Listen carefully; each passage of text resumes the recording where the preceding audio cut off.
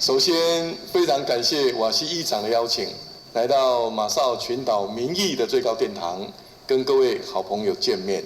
我也要感谢马绍尔群岛政府对中华民国台湾的重视和支持。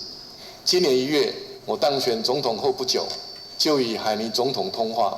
海尼总统也在5月20号率团参加我和萧美琴副总统的就职典礼。在今年7月，我也和瓦西议长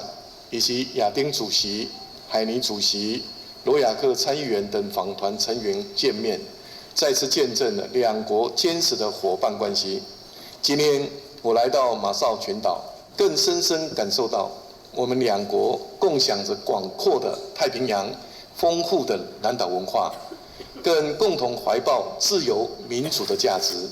并且在各领域密切交流，创造丰富的合作成果。我要向各位分享，台湾有一句俗谚："吃饭皇帝大"，形容政府最重要的事情是要照顾人民的生活，这也是我从政以来的核心价值，要让人民温饱、安居乐业。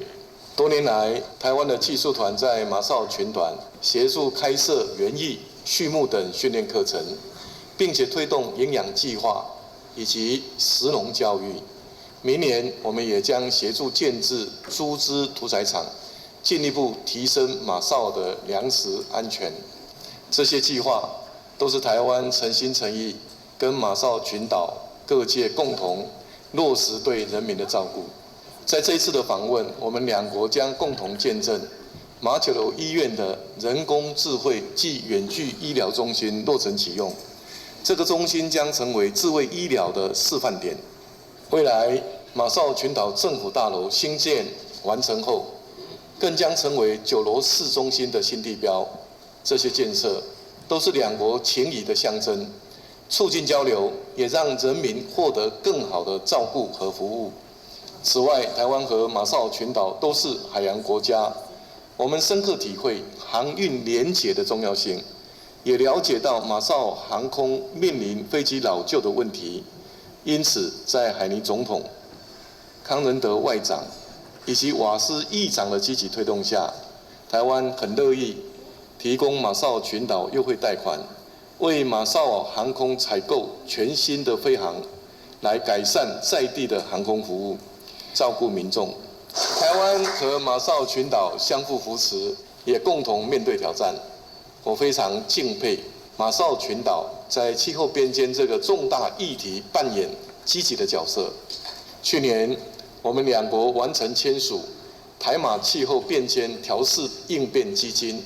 我上任后，在总统府成立了国家气候变迁对策委员会。我期盼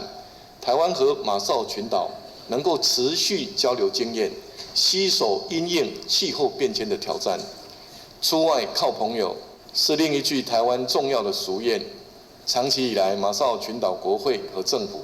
都大力支持台湾的国际参与。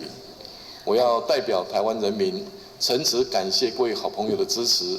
也特别感谢海尼总统在今年的太平洋岛国论坛联合国大会以及 COP29 都亲自为台湾发声。我和台湾人民恭贺马绍尔群岛再次获选为联合国人权理事会成员。我相信，随着台湾和马绍尔群岛持续深化合作，不仅仅是人权领域，对于联合国体系各项议题，我们两国一定都能够做出更多的贡献。最后，我在此引用马绍尔群岛国旗上面的格言 "Benen Gejoken"， 期待台湾和马绍尔群岛一起在美丽的太平洋上发挥海洋子民的精神，齐心努力，共创国家的永续未来。庆祝两国国运昌隆。各位贵宾，身体健康，万事如意。谢谢大家。